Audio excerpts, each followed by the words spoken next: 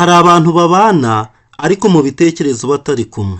Hari abantu babwira abo bakunda bati ndagukunda ariko abo babibwiye ntibabyiteho.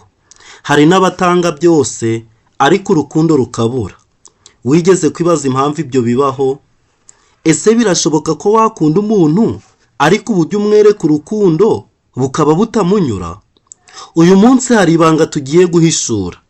Ibanga rihindura urukundo, rigahindura imibanire, rigahindura n'ubuzima bw'abakundana cyangwa se abashakanye.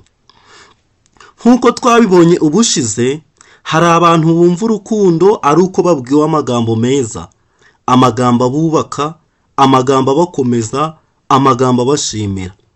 Hari n'abandi iyo ubahaye igihe mukamarana umwanya runaka musabana, bumva baryohewe n'urukundo. Ariko ingorane ihari niyi. Tekereza ibyo bintu byombi ubikoze, ariko umukunzi wawe cyangwa uwo mwashakanye wakumva ntanyuzwe, ahubwo agahora avuga ko ari nta rukundo rwawaze. Bamwe muri twe bigenze gutyo twacika intege maze tukabivamo. Ariko abashaka kubaka bahita bibaza bati ni iki kibura? Tekereza uramutse wisanze muri iki kigeragezo, cyangwa se ukisanga ugomba gufasha umuntu uri muri iki kigeragezo. Kuvuguta umuti w'iki kibazo ntabwo wowe byakugora kubera yuko wahisemo neza. Wahisemo neza gukurikirana iki cyigisho. Komeza ukurikire kugeza ku musozo, nturangare. Dukomezanyije urugendo rudasanzwe. Urugendo rushingiye ku gitabo kizwi cyane. Igitabo cyitwa The 5 Love Languages, indimi 5 z'urukundo, cyanditswe na Gary Chapman. Mu cyigisho cy'ubushize twibanze ku rurimi rwa mbere, amagambo meza. Mu cyigisho cyakurikiyeho twibanze ku rurimi rwa kabiri, igihe cyo gusabana. Uyu munsi tugiye gusesengura ururimi rwa gatatu, receiving gift, kwakira impano cyangwa se guhana impano. Ariko se impano ni ibintu gusa, cyangwa ni ururimi rwimbitse rw'urukundo ruvuga iby'amagambo atabasha gusobanura? Iyi si inkuru isanzwe, ahubwo ni urugendo. Ni urugendo ruzagufasha kubona urukundo mu buryo bushya, kandi bishobora guhindura uburyo ukunda uwo ukunda uhereye uyu munsi. Chapman atangira agira ati, narindi i Chicago igihe nigaga iby'umuco w'abantu. Nagiye hirya no hino nsura imico itandukanye. Chapman arondora uduce tw'ahantu yageze, maze agakomeza avuga ko hari ikintu kimwe yasanze aho hantu hose. Akomeza avuga ati, nagiye mu rugendo rw'inyigisho za anthropology ku kirwa cya Dominica. Intego yacu kwari ukwiga, tukiga umuco w'abahinde bagaho hantu. Kandi muri urwo rugendo nahuye na Fred. Fred ntabwo yari uwo muri abo baturage, ahubwo yari umusore w'umwirabura, yari afite imyaka 28. Fred yari yaratakaje ukuboko kubera impanuka yakoze. Yagize impanuka igihe yari ari kuroba akoresheje ibisasu. Kuva icyo gihe ntiyabashije gukomeza uwo mwuga wo kuroba. Yari afite igihe gihangije cyo kwicarana nanjye. Nishimiye kumarana nawe uwo mwanya dusabana. Twamaranye amasaha menshi, tuyamarana tuganira ku muco we. Ubwa mbere nagiye mu rugo rwa Fred, yarambajije ati, Bwana Gary, waba ushaka kunywa umutobe? Naramusubije nishimye cyane nti yego. Yahise abwira murumuna we ati, genda uzanire Bwana Gary umutobe. Murumuna we yahise agenda, anyura mu kayira k'ivu, yurira igiti cy'itende, coconut tree, maze agarukana itende ntabwo byari byakeze neza. Fred yahise amubwira ati, rifungure. Yakubise gatatu gusa akoresheje umuhoro, maze afungura iryo tende, asigamo akanya gato gafite ishusho ya mpande 3 hejuru. Fred ararimpereza, maze aravuga ati, uyu ni umutobe wawe. Byari ritari ryera neza, ariko nararinyoye byose ndarimara. Impamvu nimwe nuko nari nzi ko iyi ari impano y'urukundo. Ibyumweru twamaranye byararangiye, maze nitegura kuva kuri icyo kirwa gito, maze Fred ampa impano ya nyuma y'urukundo rwe. Kari akabando kagoramye gafite uburebure bwa santimetero nka 35. Ni akabando yari yarakuye mu nyanja. Kari akabando ukarebye inyuma ushobora kutishimira. Fred yavuze ko ako kabando kamaze igihe kirekire ku nkombe ya Dominika, kandi yashakaga ko nkajyana kugira ngo kazanyibutse icyo kirwa cyiza. Na n'ubu iyo ndebye ako kabando numva urusaku rw'imiraba yo mu nyanja y'aho ngaho, ariko ntabwo mba nibuka Dominika gusa, ahubwo nibuka n'urukundo. Impano ni ikintu ushobora gufata mu ntoki ukavuga uti dore yantekerejeho, cyangwa ukavuga uti yanyibutse. Kugira ngo uhe umuntu impano uba ugomba kuba waramutekerejeho. Impano ubwayo ni ikimenyetso cy'icyo gitekerezo. Ntabwo ari ngombwa ko igura amafaranga, icy'ingenzi ni uko uwo muntu uba wamwibutse. Kandi igitekerezo kiri mu mutwe ntabwo ari cyo kiba gifite agaciro, ahubwo ikigira agaciro ni igitekerezo kigaragarira mu bikorwa. Ni ukuvuga kujya gushaka impano no kuyitanga, ibyo biba ari ikimenyetso cy'urukundo. Ababyeyi benshi bibuka iminsi abana babo babazaniye uburabyo bavanye ahantu hatandukanye, maze bakabubaha nk'impano. Bumva bakunzwe niyo rwaba ari ururabo batifuzaga ko ari rwo rwabahabwa. Kuva bakiri bato, abana bakunda guha ababyeyi babo impano, bikaba bishobora kugaragaza ko gutanga impano ari ingenzi mu rukundo. Impano ni ibimenyetso bigaragara by'urukundo. Imihango yose y'ubukwe haba harimo gahunda yo gutanga no kwakira impeta. Uwayoboye uwo muhango aravuga ati, izi mpeta ni ikimenyetso kigaragara nk'isano y'imbere mu mutima no mu mwuka, ihuza imitima yanyu mu rukundo rutazashira. Ibyo ntabwo ari amagambo gusa, ahubwo ni ukugaragaza ukuri gukomeye. Ni ibimenyetso bifite agaciro mu marangamutima. Ibi bigaragara cyane iyo urushako rutangiye gusenyuka, igihe umugabo cyangwa umugore aretse kwambara impeta y'ubukwe. Ibyo biba ari ikimenyetso kigaragaza ko urushako ruri mu bibazo bikomeye. Hari umugabo wavuze ati, igihe yajugunyaga impeta y'ubukwe afite uburakari akava mu nzu, akubise urugi, nahise menya ko urushako rwacu ruri mu kaga gakomeye. Namaze iminsi 2 iyo mpeta ntarayifata. Nyuma yaho, igihe nayifataga nararize cyane, ariko ntabwo nashoboye kwifata. Izo mpeta kuba zari ziri mu ntoki ze, aho kugira ngo zibe ziri ku rutoki rw'umugore we, byamwibutsaga ko urushako rwabo ruri gusenyuka. Izo mpeta zonyine zateye uwo mugabo kugira amarangamutima akomeye cyane. Ibimenyetso bigaragara by'urukundo bifite agaciro kanini ku bantu bamwe kurusha abandi. Niyo mpamvu abantu bamwe bagira imyumvire itandukanye ku bijyanye no kwambara impeta z'ubukwe.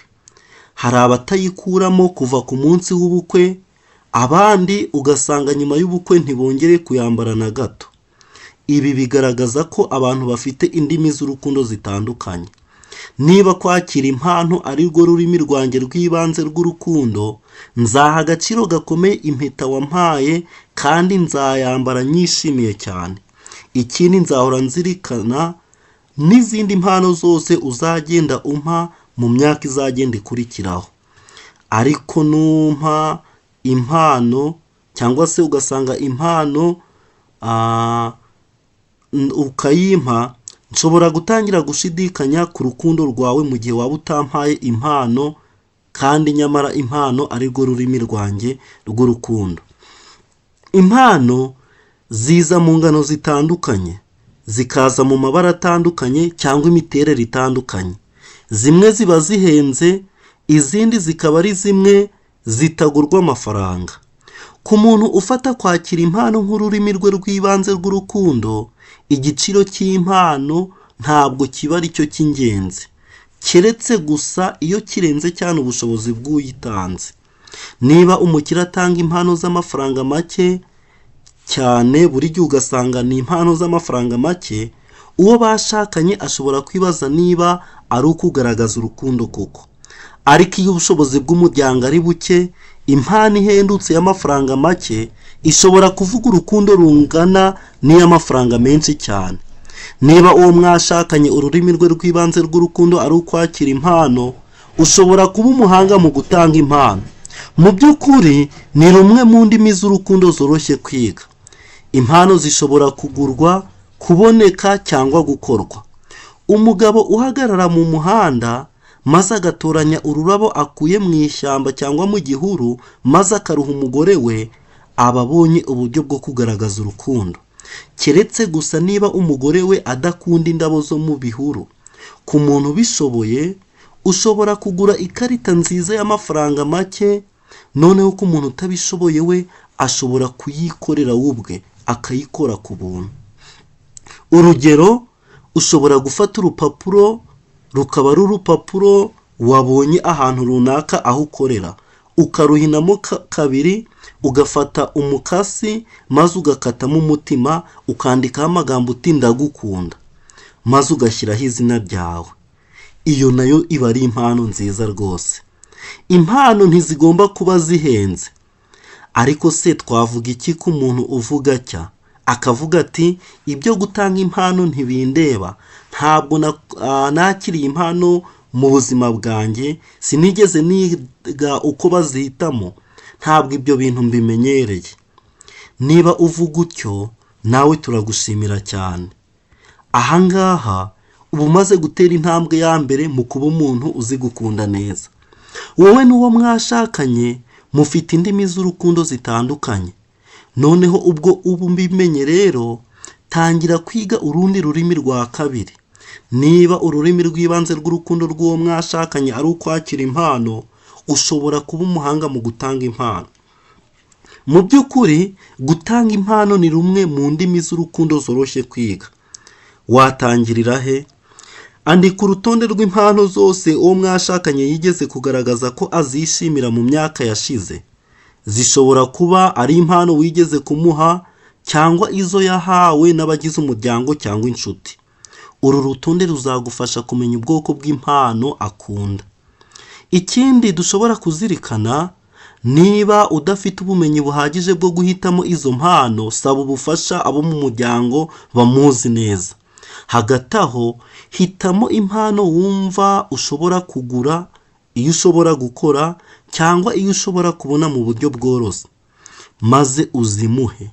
Ntutegereze igihe kidasanzwe. Niba kwakira impano ari rwo rurimi rwe rw'ibanze rw'urukundo, hafi buri kintu uzamuha kizafatwa nk'ikimenyetso cy'urukundo. Ariko niba yaragiye anenga impano wagiye umuha kandi ugasanga nta n'imwe yamushimishije, birashoboka cyane ko kwakira impano atari rwo rurimi rwe rw'ibanze rw'urukundo. Reka tuvuge kuri iki kintu, impano n'amafaranga.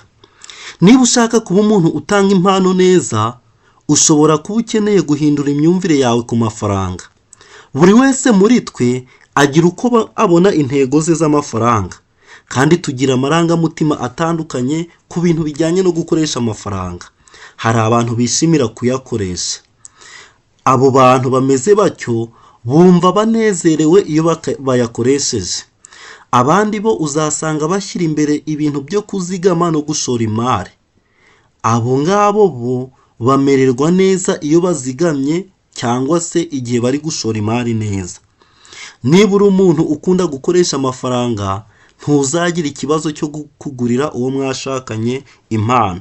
Ariko niba uri umuntu uzigama cyane, ushobora kumva bigukomereye gukoresha amafaranga nk'uburyo bwo kugaragaza urukundo. Ushobora kwibaza uti n'ubundi nanjye sinigurira ibintu byinshi, kuki nagura iby'uwo muntu twashakanye? Ariko iyo myumvire irimo kwibeshya cyane, kubera yuko mu by'ukuri iyo uguriye uwo mwashakanye ibintu runaka, nawe uba ubyiguriye. Ariko Iyo uzigamye cyangwa ugashora imari, yego nibyo uba wiyubakira agaciro kawe no kumva ufite umutekano mu mutima. Nibyo aho uba uri kwita ku marangamutima yawe ukoresheje amafaranga. Ariko icyo uba wibagiwe ni uguhaza amarangamutima y'uwo mwashakanye. Niba rero umenye ko ururimi rwe rw'ibanze rw'urukundo ari ukwakira impano, uzasobanukirwa ko kumugurira impano ari ishoramari ryiza mu mashoramari yose ushobora gukora. Aha uba ushora imari mu mubano wanyu kandi wuzuza ikigega cy'urukundo mu mutima we. Iyo icyo kigega cyuzuye, nawe akugaragariza urukundo mu buryo bukunyura. Iyo mwembi muhaza amarangamutima yanyu, urushako rwanyu rujya ku rwego rushya kandi rwiza. Ntugahangayikishwe cyane no kuzigama kwawe. Uzakomeza kuba umuntu uzigama, ariko gushora imari mu gukunda uwo mwashakanye ni ishoramari ry'agaciro gakomeye cyane. Hari ikindi kintu nifuza ko tugarukaho. Impano y'ubwigenge bwawe, wowe ubwawe ukitanga nk'impano. Hari impano idafatika ariko ishobora kuvuga cyane kurusha impano ifatika. Iyo ni impano yo kwitanga wowe ubwawe cyangwa ukaba uhari, kuba uri kumwe n'uwo mwashakanye igihe agukeneye. Ibi bisobanuye ikintu gikomeye cyane ku muntu ufata kwakira impano nk'ururimi rwe rw'ibanze rw'urukundo. Reka twumve iyi nkuru. Hari umugore witwa John wigeze kuvuga ati, umugabo wanjye Don akunda umukino wa softball kundusha. Nanjye naramubajije nti, kubera iki uvuga ibyo? Aransubiza ati, ku munsi umwana wacu yavukiyeho yari ari gukina softball. Nari ndi mu bitaro nyuma ya saa sita, naho we ari ku kibuga.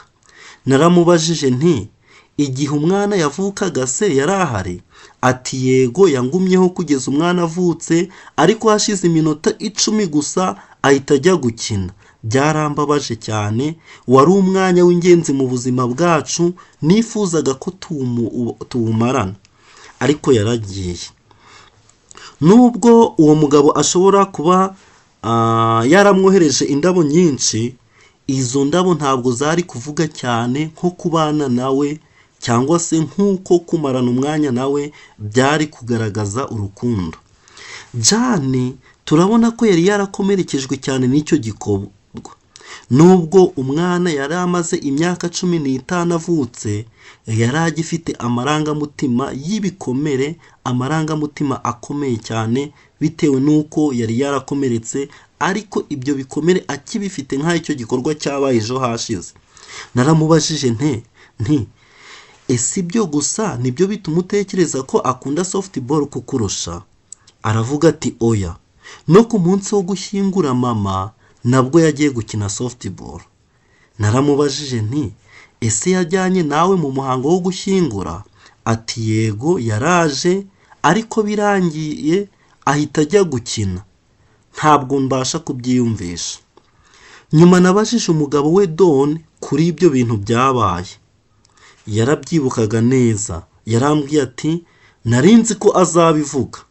Narindi kumwe nawe igihe cyose yabyaraga. Mfata n'amafoto. Nari nishimye cyane. Nashakaga kubibwira bagenzi banjye, ariko nsubiye mu bitaro nimugoroba nasanze arakaye cyane, kandi nyamara nibwiraga yuko ahubwo azanshimira. Yongeyeho ati, no kubijyanye n'urupfu rwa mama we, sinzi niba yarakubwiye ko nafashe icyumweru cyose mbere yuko apfa, nkakimara ndi kumwe nawe mu bitaro ndetse no mu rugo mufasha. Nyuma yo gushyingura numvise narakoze ibyo nshoboye byose. Nashakaga kuruhukaho gato. Natekereje ko gukina softball byamfasha kugabanya umubabaro n'umunaniro. Yatekerezaga ko yakoze iby'ingenzi, ariko ku mugore we ntabwo byari bihagije. Uyu mugabo yari inyangamugayo, ariko ntabwo yari yarumvise neza imbaraga zikomeye zo kuba ari hafi y'umugore we. Kuba yari kumwe n'umugore we nibyo byari kuba ingenzi cyane kuri uwo mugore we kurusha ibindi byose. kuba uhari mu bihe bikomeye niyo mpano ikomeye kurusha izindi ushobora guha uwo mwashakanye cyangwa uwo ukunda. Niba ururimi rwe rw'ibanze rw'urukundo ari ukwakira impano, azabyishimira cyane anagushime. Umubiri wawe ubwawo uba ari ikimenyetso cy'urukundo rwawe. Iyo icyo kimenyetso kibuze, n'iyo myumvire y'urukundo iragabanyuka. Mu nama nabagiriye, Don na Jan baganiriye ku bibazo n'ibikomere byo mu bihe byashize. Amaherezo Jan yashoboye kubabarira Don, na Don asobanukirwa ko impamvu kuba hafi y'umugore we byari ingenzi cyane kuri we. Niba kuhaba k'uwo mwashakanye ari ingenzi kuri wowe, ndagusaba kubimubwira mu magambo. Ntabwo asoma umutima ngo arahita amenya uko ubitekereza. Ku rundi ruhande, niba uwo mwashakanye akubwiye ati ndifuza rwose ko uba hafi yanjye iri joro cyangwa ejo cyangwa ikindi gihe runaka, jya ufata icyifuzo cye nk'ikintu gikomeye cyane. Kuri wowe bishobora kuba atari ibintu by'ingenzi, ariko iyo utabyitayeho ushobora kwisanga uri gutanga ubutumwa utashakaga gutanga. Hari umugabo wavuze ati, igihe mama yapfaga, umuyobozi w'umugore wanjye yamwemereye kujya mu muhango wo gushyingura amasaha 2 gusa, ariko amusaba gusubira ku kazi nyuma ya saa 6. Umugore wanjye yamubwiye ko yumva ko umugabo we akeneye ubufasha bwe uwo munsi, bityo ko agomba kumarana nanjye umunsi wose. Umuyobozi yaramusubije ati, numara iyo ngiyo umunsi wose utaje ku kazi, uratakaza akazi kawe. Umugore wanjye yaramusubije ati, umugabo wanjye aruta ku kazi. Icyo gihe umugore wanjye yamaranye nanjye uwo munsi wose. Uwo munsi numvise ankunda kurusha mbere hose. Sinigeze nibagirwa icyo gikorwa. Uwo mugabo akomeza agira ati, kandi ikiyongera kuri icyo, nta nubwo yatakaje akazi ke, ahubwo nyuma yaho wa muyobozi yavuye kuri ako kazi, noneho umugore wanjye aba ari we bagira umuyobozi. Uwo mugabo ntashobora kwibagirwa uburyo umugore we yamugaragarije urukundo mu buryo budasanzwe. Hafi ya buri kintu cyanditswe ku rukundo kigaragaza ko mu mutima warwo harimo umwuka wo gutanga.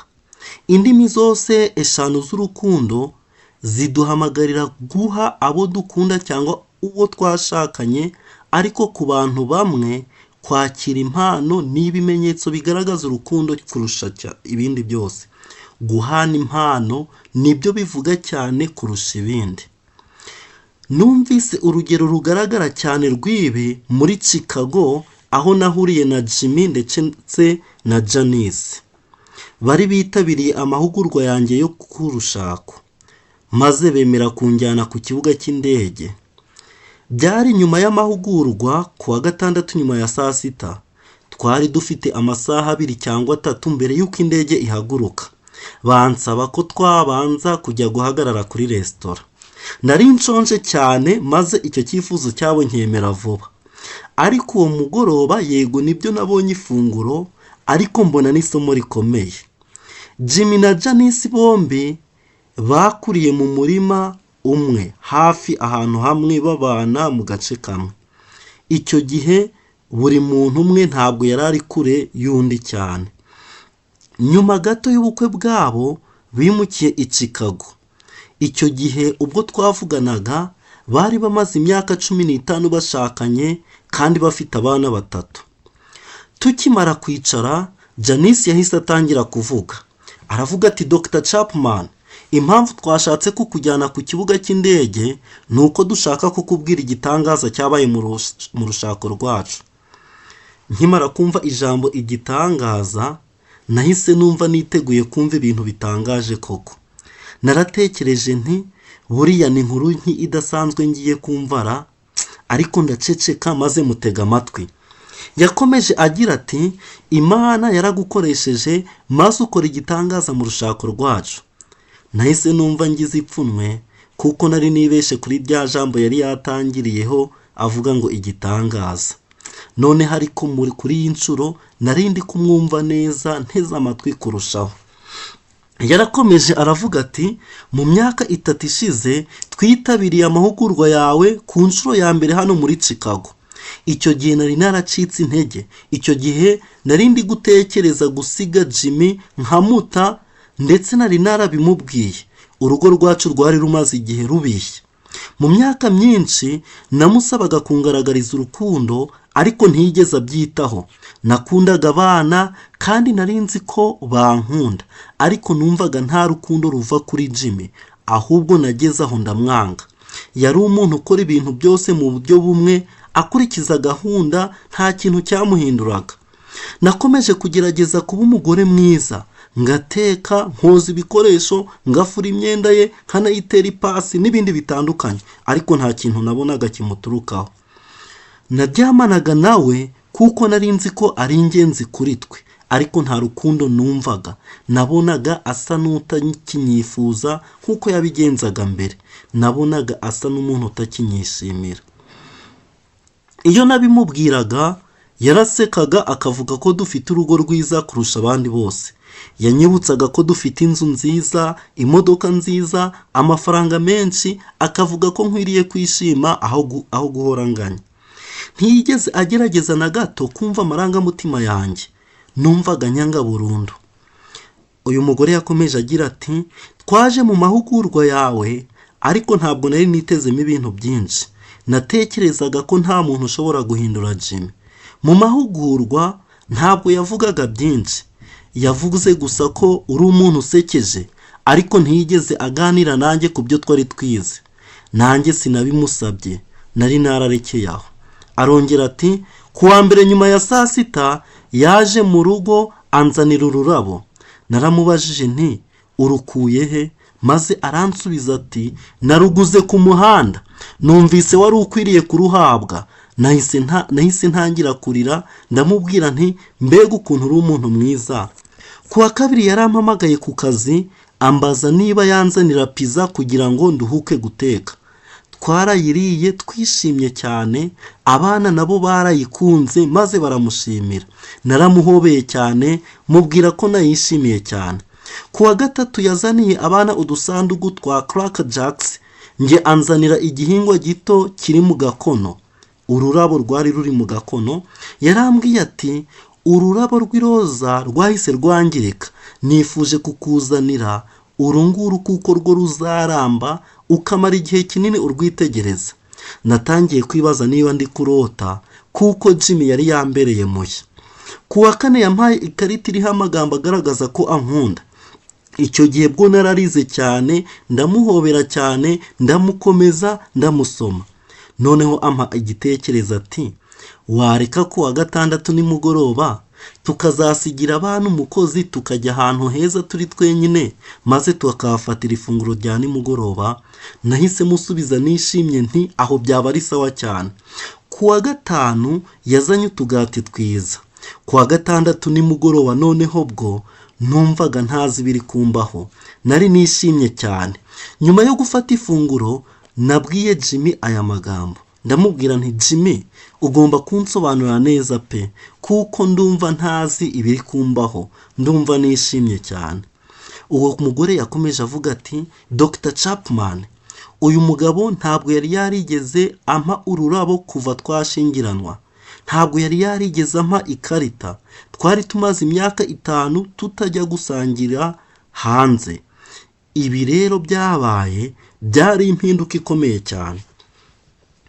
Nahise mbaza Jimmy nti wamubwiye ngo iki gihe mwasangiraga? Maze nawe aransubiza ati numvise inyigisho zawe ku ndimi z'urukundo, menya ko ururimi rwe ari impano. Numvise ko ntigeze muha impano mu myaka myinshi, maze niyemeza kumuha impano buri munsi muri icyo cyumweru kimwe kugira ngo ndebe niba hari ikintu bihindura. Yakomeje agira ati namusabye imbabazi, mubwira ko mukunda, mubwira ko nzakomeza kumuha impano mu buzima bwacu bwose. Janice yaramuhagurukije aravuga ati mu myaka 3 ishize ntiyigeze amara icyumweru na kimwe, yabaye umuntu mushya. Abana bacu batwita lovebirds, utunyoni dukundana. Umutima wanjye wuzuye urukundo kandi urasendereye. Nabajije Jimmy nti nawe se wumva gukunda? Aransubiza ati yego, buri gihe numva nkunda. Ni umufasha mwiza cyane, akora ibintu byinshi byiza, ateka neza, amfurira imyenda, akanayitera ipasi n'ibindi byiza byinshi ntarondora. Nzi ko ankunda. Maze ahita amwenyura aravuga ati buriya ntuhise umenya ururimi rwanjye rw'urukundo? Nahise mubwira ko narumenye, kandi ahangaha nari nasobanukiwe impamvu Janice yari yatangiye akoresha ijambo igitangaza.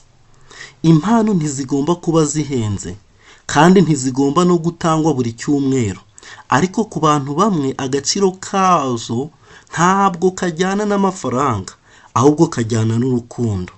Mu cyigisho cy'ubutaha tuzasobanura neza ururimi rw'urukundo rwa Jimmy. Ariko dusoza, niba ururimi rw'urukundo rw'uwo mwashakanye ari ukwakira impano, gerageza gutanga impano nyinshi zikurikirana. Reka ibidukikije bikuyobore. Igihe ugiye gutemberera mu gace runaka, jya ureba neza aho hantu ushobora kuhabona impano y'uwo mwashakanye. Ushobora no guha iyo mpano igisobanuro cyihariye. Ikindi tugomba kuzirikana, menya agaciro k'impano wowe ubwawe wikoreye mu bushobozi bwawe. Ikindi, fata icyumweru kimwe ukigire icyumweru kidasanzwe, maze uwo mwashakanye umuhe impano ya buri munsi. Ikindi, gira agatabo k'ibitekerezo by'impano. Hano, igihe cyose uwo mwashakanye avuze ati ibi ndabikunze, cyangwa akavuga ati ndifuza iki kintu, jya ubyandika cyangwa ubizirikane. Ibyo bizagufasha mu gihe uzaba ugiye kumuha impano, bikorohere mu gukora amahitamo. Ikindi ugomba kuzirikana, saba ubufasha nimba ubuze icyo gukora. Niba utazi guhitamo impano, ushobora gusaba inshuti cyangwa abo mu muryango we bamuzi neza bakagufasha. Ikindi tugomba kuzirikana gikomeye, wowe ubwawe itange nk'impano. Tanga impano yo kuba uhari nk'uko twabibonye. Ikindi kintu, muhe igitabo kandi mugisome mwembi. Ushobora guhitamo igitabo kijyanye n'ibyo akunda, nko ku buzima, siporo, urukundo, uburere bw'abana, imyizerere n'ibindi, maze mukagisomera hamwe. Ikindi kintu cya 9 ugomba kuzirikana, tanga impano irambye. Ushobora nko gutanga inkunga ku rusengero cyangwa mu muryango runaka, noneho ukabikora mu izina rye. Noneho abo bantu ubikoze bahari, ukabasaba ko bazabimubwira. Iyo abimenye biramushimisha cyane. Ikindi kintu, tanga impano ibaho cyangwa se impano ikura. Ushobora nko gutera igiti ahantu runaka ukabikora mu izina rye. Ushobora kugitera mu rugo cyangwa ahandi hantu hahurira abantu benshi. Ibyo bizakomeza kumwibutsa urukundo rwawe uko imyaka izagenda ishira. Ariko hano icyitonderwa, ugomba guhitamo igiti cyiza yakwishimira. Ikindi kintu ugomba kuzirikana, ni uko igihe ukunze icyigisho cyacu, uba ugomba kugisangiza abandi. Iyi nkuru nziza ntukayihererane, kuko hari n'abandi ishobora guhindurira ubuzima. Ntimuzacikwe n'icyigisho cy'ubutaha, kuko mu cyigisho cy'ubutaha tuzaganira ku rurimi rw'urukundo rwa Jimmy. Ntimuzacikwe.